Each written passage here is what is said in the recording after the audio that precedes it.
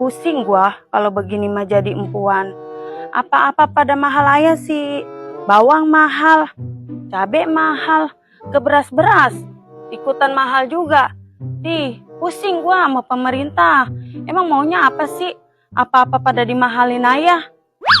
Mak, jangan nyalain pemerintah. Lah, abis mau nyalain siapa? Udah emang dia sih yang naik-naikin harga ayam mah.